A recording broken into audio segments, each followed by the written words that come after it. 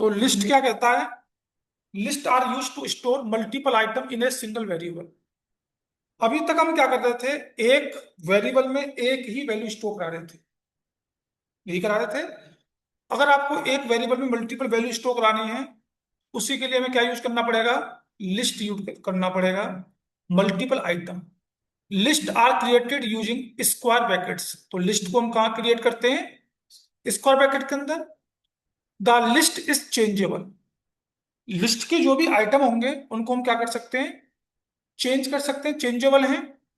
Meaning that we can change, add add भी कर सकते हैं, and remove items in a list after it has been created. जब भी कोई भी लिस्ट क्रिएट हो जाती है, उस लिस्ट में आप चेंज भी कर सकते हो, ऐड भी कर सकते हो, और रिमूव भी कर सकते हैं आप आइटमों को। अगर मैं यहाँ पे बात करूं, तो मैंने यहाँ पे एक लिस्ट, मतलब एक वेरिएबल लिया जिसका नाम कर दिया डाटा। और लिस्ट को डिफाइन करने के लिए स्क्वायर ब्रैकेट का यूज करते हैं, बताया था मैंने अभी। और यहां पर आप मल्टीपल आइटम डालिएगा। Multiple item 20, 30, 40, 60, 70। मल्टीपल आइटम हो गए। इस टाइप से इन लिस्टों को क्रिएट करते हैं।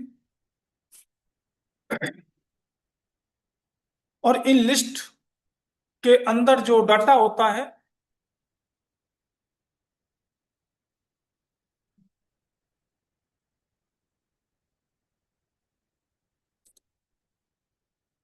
प्रिंट कराऊं। यहां पर मैंने प्रिंट कराया, किसको प्रिंट कराया? डाटा को। तो डाटा में जो कुछ स्टोर है वो सारा का सारा डिस्प्ले हो रहा होगा आपका। और कैसे डिस्प्ले हो रहा होगा? As a list format. As a list format display हो रहा है आपका। और यहां पर जितने भी आइटम है, हर आइटम की एक इंडेक्सिंग होती है। यहां पर इस आइटम की इंडेक्सिंग 0 होगी, इसकी 1 होगी, इसकी 2 होगी, इसकी 3 होगी, इसकी 4 होगी। अगर मैं बात करूं यहां पर प्रिंट, मुझे यहां पर किसको प्रिंट कराना है? 20 को। तो डाटा में क्या लिखूंगा? 0। तो 0 पर कौन सा आइटम है मेरा? 20। 20 उठ के आ रहा है मेरा। इसी तरीके से अगर मैं बात करूं इस वाले इंडेक्स, इस वाले आइटम की, तो इसकी क्या इंडेक्सिंग बनेगी? कॉमा लगाऊंगा। डाटा की 1 इंडेक्सिंग। 1 इंडेक्सिंग पे क्या आना चाहिए?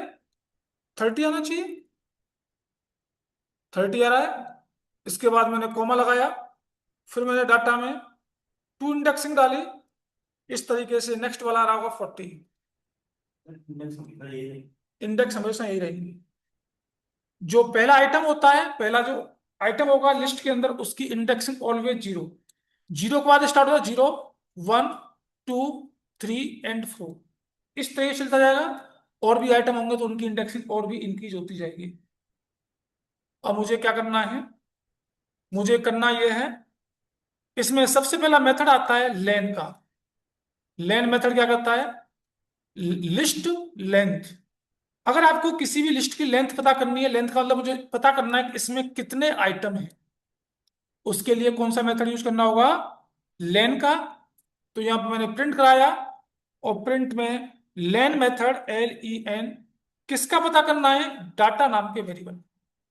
इसमें जितने भी आइटम होंगे उनको ये कैलकुलेट करेगा। कितने आइटम है? तो ये जो काउंट कर रहा है वो कहां से काउंट कर रहा है? 1 से। 1 से तो काउंट कर रहा है। तो 1, 2, 3, 4, 5। अब मुझे क्या करना है? अगर मुझे सारे आइटम प्रिंट कराने हैं, तो मैं यहाँ पे लूप चला दूंगा। और लूप मेरे पास दो हैं। कौन कौन से लूप हैं? एक तो लूप मेरे पास वाइल है, और दूसरा लूप कौन सा है मेरे पास? फॉर है। तो पहले वाइल लूप चलाता हूं। तो मैंने यहाँ पे लिखा I = 0। इंडेक्सिंग कहां से स्टार्ट है? 0 से स्टार्ट है। मैंने वाइल, वाइल में कंडीशन क्या दी? आई की value less than equal to कहां तक चलनी चाहिए? 0, 1, 2, 3, 4। 4 तक चलनी चाहिए। और मैंने यहाँ पे प्रिंट कराया। क्या प्रिंट कराया? डाटा के अंदर जो भी आई की वैल्यू आए। I0 होगा, 20 प्रिंट होगा, I1 होगा, 30 प्रिंट होगा। और यहाँ पे मैंने लगा दिया I +=1। और आई की वैल्यू क्या होनी चाहिए? इंक्रीमेंटेड होती रहनी चाहिए। चेक करो, तो यहाँ पर इसके सारे के सारे आइटम प्रिंट हो रहे हैं। लेकिन एक दिक्कत आ गई, अगर मैं इसमें से कोई भी आइटम ऐड करता हूं या डिलीट करता हूं तो मुझे यहाँ पर कंडीशन चेंज करनी पड़ेगी। चेंज करनी पड़ेगी। मैं चाह रहा हूं कंडीशन चेंज न करनी पड़े। इसके लिए आपको क्या करना पड़ेगा, जहां तक इसकी लेंथ है वहां तक लूप चलाना पड़ेगा। तो जहां तक लेंथ है वहां तक का लूप चलाने के लिए आपको क्या करना पड़ेगा, I is equal to zero again, while, while में क्या मैंने आई की वैल्यू लेस देन लेन, किसकी लेन, किसकी लेन, डाटा की। डाटा की जहां तक लेंथ होगी उससे कम कम चलना चाहिए। तो डाटा की लेंथ क्या आ रही थी, 5 आ रही थी, तो मुझे लूप कहां तक चलाना है, 4 तक चलाना पड़ेगा, नहीं चलाना पड़ेगा।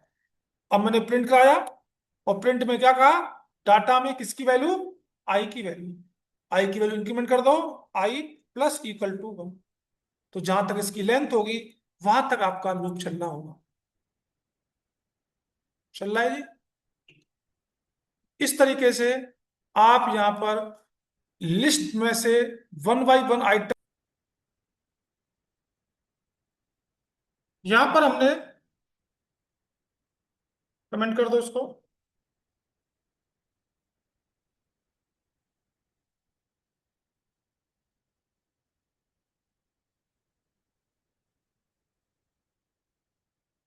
ये कमेंट किया हमने,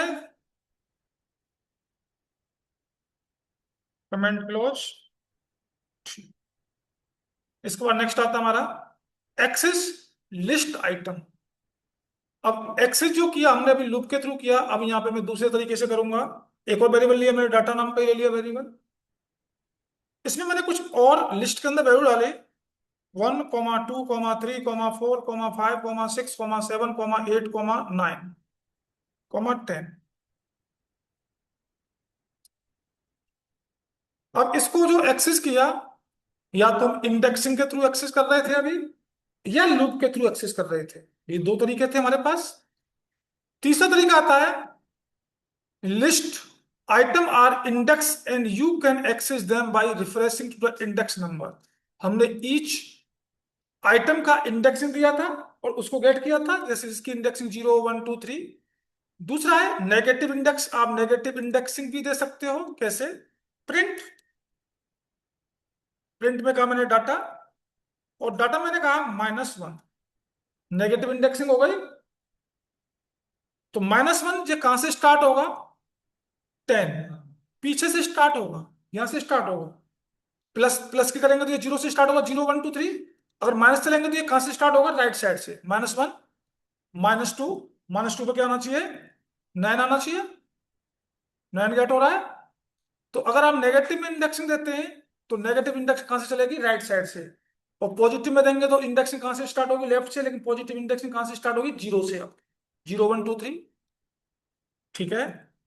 दूसरा क्या कह रहा है, next, range of the index, मुझे इंडेक्स की रेंज देनी है, प्रिंट। और प्रिंट में मुझे क्या करना है, डाटा, और डाटा में एक रेंज देनी है, मुझे कहां से कहां तक का डाटा प्रिंट कराना है। मैंने कहा 2:4, 2:4 का मतलब 2 इंडेक्सिंग स्टार्ट करो और कहां तक चले, 4 तक। तो 2 इंडेक्सिंग पे कौन है आपका, 2 इंडेक्सिंग में कौन है आपका, 0, 1 और 2, 3 है।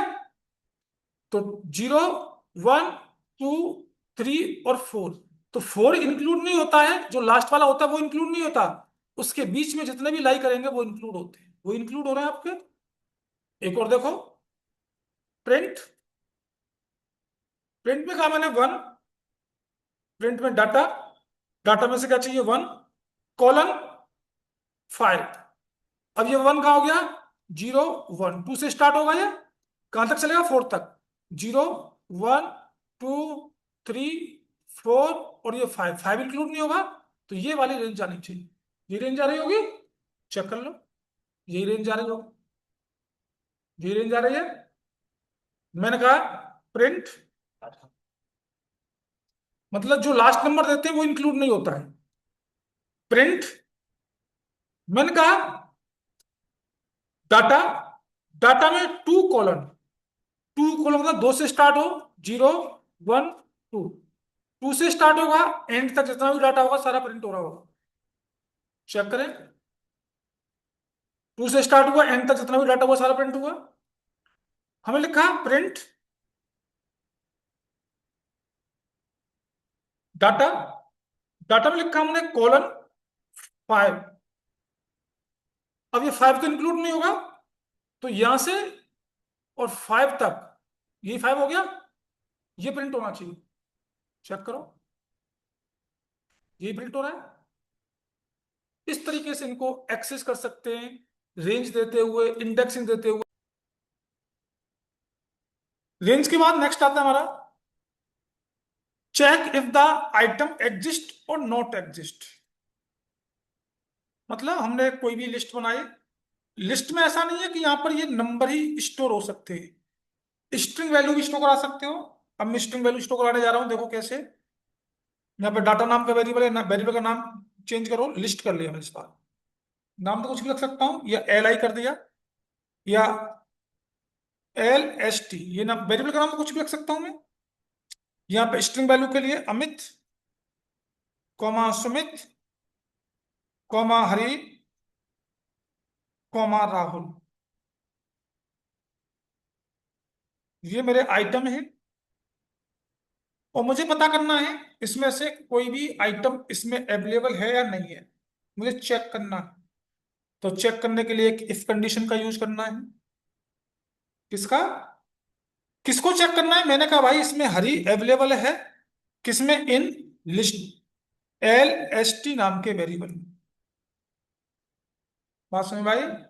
अब ये इफ क्या करेगा, इस एल एस टी नाम के वेरिएबल में हरी को चेक करेगा, अगर है तो यहां पे प्रिंट कराओ यस, और अगर नहीं है तो इसका एल्स पार्ट बना दूं मैं एक, एल्स पार्ट में चला जाएगा, और यहां पे प्रिंट करा दूंगा नो।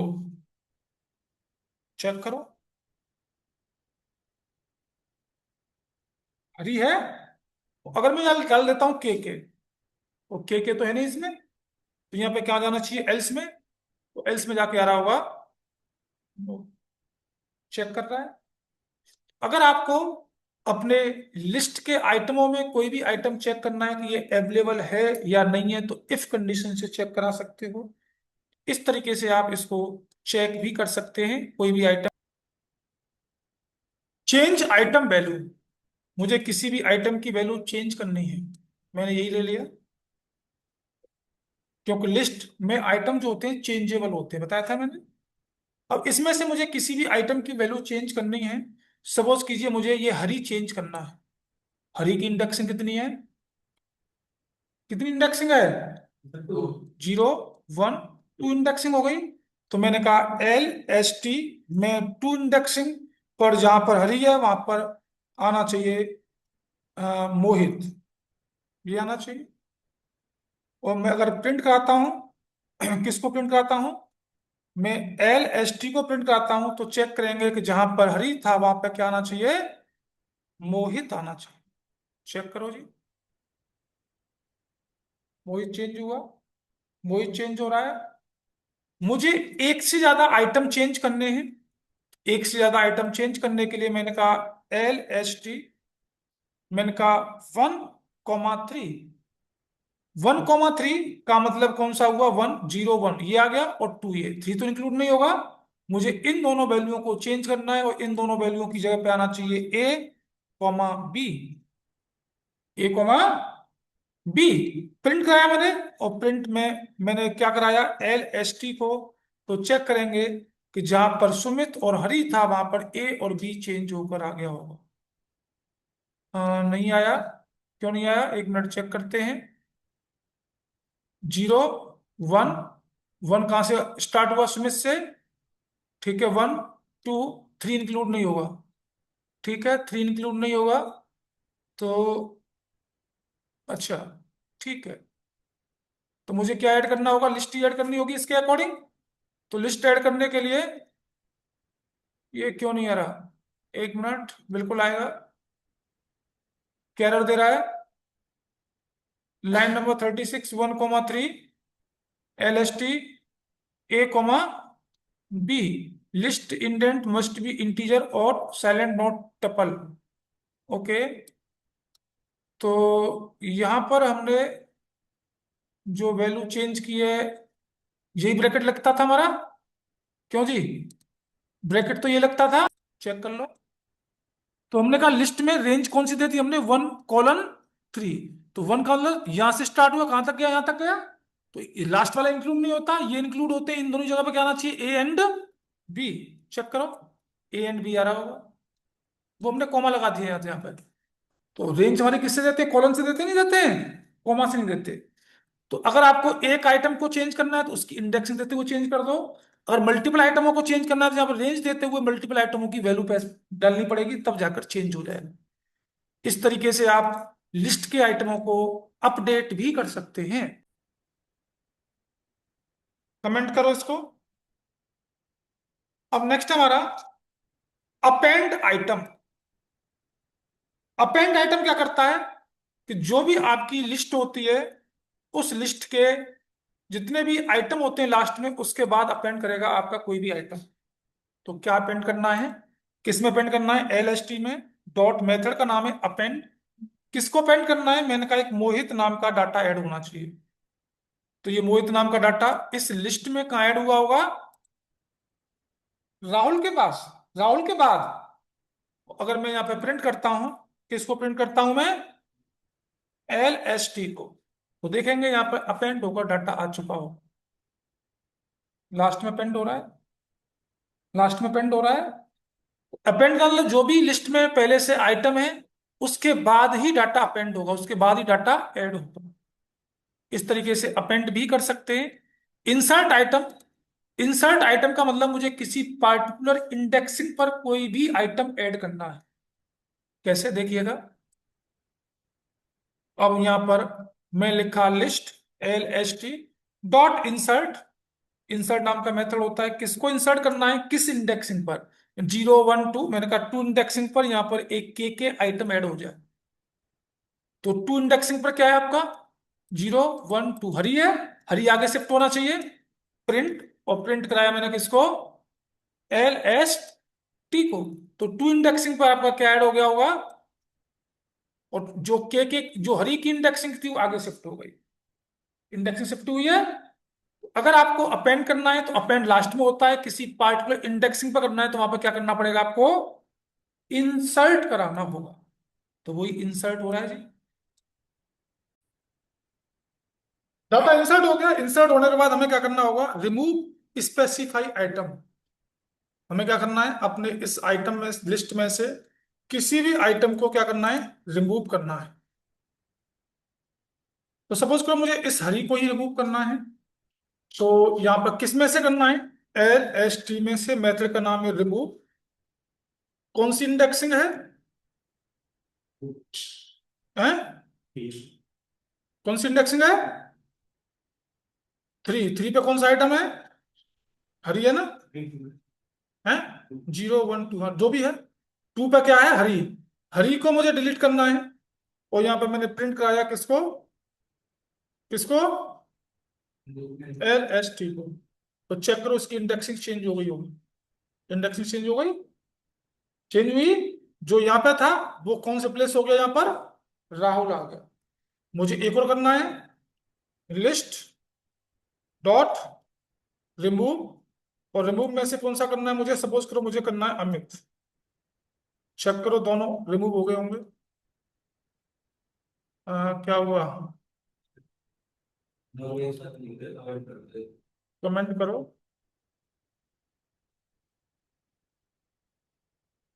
लिस्ट कहाँ है यार, एल एस टी है ना वेरिएबल का नाम। हो रहा है जी, ये भी हो जाएगा।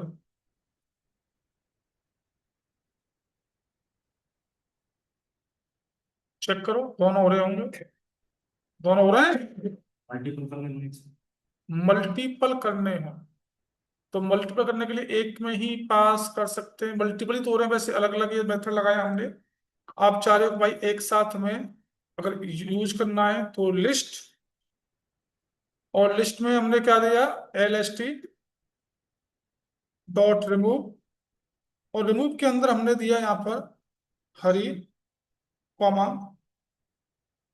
सुमित, हरी कॉमा प्रिंट कराया, ऐड किया, तो ये कह रहा है takes exact one argument, only one argument आ सकता है, दो आर्गुमेंट नहीं लगा सकते, या तो एक बार में एक ही आइटम डिलीट होगा, दो आइटम डिलीट नहीं हो सकते। ठीक है, बता रहा है रिमूव मेथड जो होता है टेक्स्ट क्या रहता है, केवल एक आर्गुमेंट लेता है, एक से ज्यादा आर्गुमेंट यहाँ पर ऐड नहीं कर सकते, बता रहा है आपको। इस तरीके से आप कितने भी आइटम डिलीट कर सकते हैं, जितने चाहेंगे उतने आइटम डिलीट हो जाएंगे। लिख लो।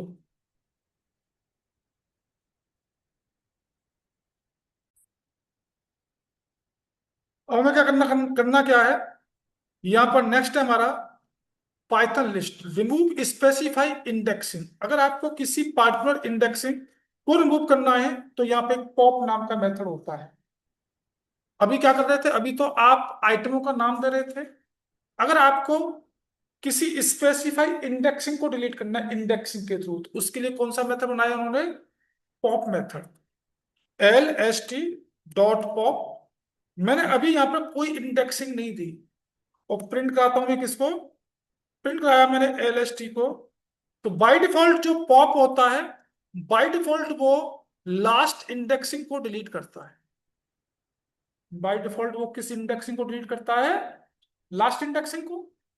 और अगर आप यहां पर इस पॉप में कोई इंडेक्सिंग दे देते हो, मैंने दे दिया 1 0 1 2, टू इंडेक्सिंग, तो टू इंडेक्सिंग भी इसने डिलीट कर दी होगी। कर रहा है। तो यहां पर रिमूव मेथड के अंदर हमें क्या देना होता है, आइटम का नाम देना होता है। और बाय डिफॉल्ट पॉप मेथड किसको डिलीट करता है, लास्ट इंडेक्सिंग को डिलीट करता है। और पॉप में अगर कोई इंडेक्सिंग डाल देंगे तो वो उसी इंडेक्सिंग को क्या कर देगा, डिलीट कर देगा। ये पॉप मेथड का काम होता है। आप चाहें तो एक डेल नाम का कीवर्ड भी होता है रिमूव करने के लिए स्पेसिफाई कीवर्ड को। तो यहां पर स्पेसिफाई कीवर्ड को डिलीट करने के लिए मैंने क्या कहा, एक डेल मेथड। कौन सा मेथड होता है, मेथड नहीं प्रॉपर्टी होती है, इसको प्रॉपर्टी कहेंगे डेल। किसमें से, LST में से। किसको डिलीट करना है, मैंने कहा टू इंडेक्सिंग को। तो टू इंडेक्सिंग कौन सी हो गई, सुमित की नहीं, हाँ हरी की हो गई, तो हरी की डिलीट हो गई, डिलीट हो रही है जी। तो यहाँ पर डेल मेथड नहीं, डेल क्या है, प्रॉपर्टी। मेथड कौन सा है, पॉप मेथड हमारा, और रिमूव मेथड है। तो डेल प्रॉपर्टी है, तो प्रॉपर्टी की हेल्प से डिलीट करना है, तो आपको यहाँ पर उस वेरिएबल की इंडेक्सिंग देनी पड़ेगी, उसको डिलीट कर देगा। पॉप मेथड लास्ट वाले को डिलीट करता है, और पॉप में जो इंडेक्सिंग डाल देंगे उसको डिलीट कर देगा। और रिमूव का काम क्या होता है, किसी पार्टिकुलर वैल्यू पास करनी होगी तो उस वैल्यू को ही डिलीट कर देता है। तो ये तीन होते हैं जी डिलीट करने के। लिख लो क्या। तो नेक्स्ट आता है हमारा clear the list method, empty the list. जो क्लियर मेथड होता है वो क्या कर देता है, पूरी लिस्ट को क्लियर कर देता है, एम्प्टी बना देगा। कैसे, list dot LST dot clear. इसने क्या किया होगा, पूरी लिस्ट को एम्प्टी कर दिया, इसमें कोई भी आइटम नहीं होगा। प्रिंट कराओ, किसको प्रिंट कराऊं, LST को। इसने सारे के सारे डाटा आइटम क्लियर कर दिए। बात समझ में आई, एम्प्टी बन गई आपकी नई तरीके, नई सिरे से। ठीक है, इसके बाद जो मेथड है हमारा, उसके बाद मेथड आता है हमारा next, short list alpha numeric. Alpha numeric का मतलब न्यूमेरिक वैल्यू डालनी पड़ेगी आपको। तो मैंने यहाँ पे एक लिस्ट ली डाटा, तो इस डाटा में मैंने कुछ वैल्यू डाली। कितनी वैल्यू डाल दूं, 40, 20, 10, 2, 44, 3, 17। और मुझे इसको क्या करना है, सॉर्ट करना है। क्या करना है, सॉर्ट। तो सॉर्ट करने के लिए डाटा डॉट सॉर्ट नाम का मेथड होता है। और मैं प्रिंट कराऊंगा किसको, डाटा को। तो इसने सॉर्ट करके आपके सामने वैल्यू दे दी होगी, छोटे से बड़े। चल रहा है, अल्फा न्यूमेरिक वैल्यू को सॉर्ट करेगा ये है। असेंडिंग ऑर्डर के लिए यहाँ पे रिवर्स लगाना पड़ेगा।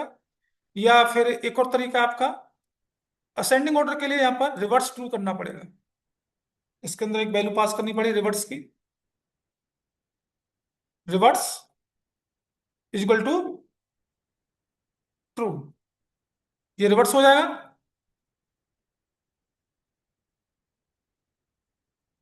ठीक है, अब आपको यहाँ पर दो क्वेश्चन बनाने हैं, नोट कर लेना। अभी मैंने ये सॉर्ट किया है, सॉर्ट से लाया हूं, लेकिन मुझे क्या करना है, विदाउट सॉर्ट इसको असेंडिंग और डिसेंडिंग में बनाना है। विदाउट सॉर्ट फंक्शन इसको असेंडिंग और डिसेंडिंग में आपको बना के लाना है। ये फंक्शन का यूज नहीं करना सॉर्ट का, ये आपको खुद बना के लाना है। लिख लो।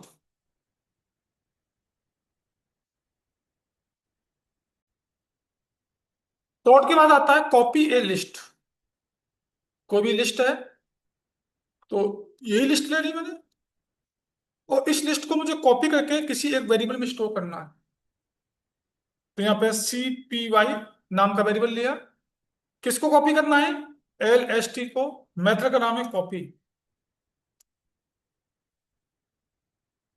मैं प्रिंट कराऊंगा किसको, CPY को। तो यहां पर देखेंगे ये कॉपी होकर सेम लिस्ट आ चुकी होगी, सेम लिस्ट कॉपी होकर आई है। इसके बाद तो कॉपी करने के लिए कौन सा मेथड होता है हमारा, कॉपी नाम का मेथड यूज होता है। ज्वाइन टू स्ट्रिंग, आपको एक या एक से अधिक स्ट्रिंग, सॉरी, लिस्ट को ज्वाइन करना है, एक साथ लिखना है। तो मैंने यहाँ पे एक लिस्ट बनाई, LST1 इज इक्वल टू, मैंने दिया 10, 20, 30। एक लिस्ट बनाई LST2 इज इक्वल टू, यहाँ पर डाला 30, 33 कर दो, ,44, ,55। एक लिस्ट बनाई LST3 इज इक्वल टू, यहाँ पर डाल दिया मैंने 60, ,70, ,90, 80, ,90। पहली बार में तो मुझे क्या करना है, दो लिस्टों की एक लिस्ट बनानी। तो यहाँ पे रिजल्ट नाम का एक वेरिएबल इज इक्वल टू, मुझे क्या करना है, LST1 के साथ क्या करना है, ज्वाइन कराना है। LST1 के साथ, LST1 है मेरा पहला, इसके साथ मुझे किसको ज्वाइन करना है, सेकंड वालों को। पहले तो मुझे एक बार में ऐसा करना है कि इन दोनों को एक करना है, और दूसरी बार में क्या करना है, इन तीनों को एक करना है। इसके लिए क्या करना पड़ेगा, LST1 प्लस LST2, कहाँ डाल दिया होगा दोनों को, रिजल्ट नाम के वेरिएबल में प्रिंट कराऊंगा मैं किसको, रिजल्ट। तो चेक करो दोनों की एक लिस्ट बनी नहीं बनी, दोनों की एक बन गई। और दूसरी बार में क्या करना है, तीनों की एक बनानी है। तो print result equal to LST1 LST2 plus LST3, तीनों को प्लस करके एक बार में एक बन गई। बन रही है जी, अपने आप कैसे, वो तो जो सीक्वेंस है, पहले ये आएगा, फिर ये आएगा, फिर ये आएगा, ऐसे आ रहा है ना ये। तो पहले तो लिस्ट 1 की वैल्यू आएगी, फिर लिस्ट 2 की वैल्यू आएगी, फिर लिस्ट 3 की वैल्यू आएगी। हमने इसी तरीके से लिख रखे हैं, तो इसलिए यहाँ पे आपको ऐसा लग रहा है। ठीक है ना, इस तरीके से लिखा है आपको, इस तरीके से आपको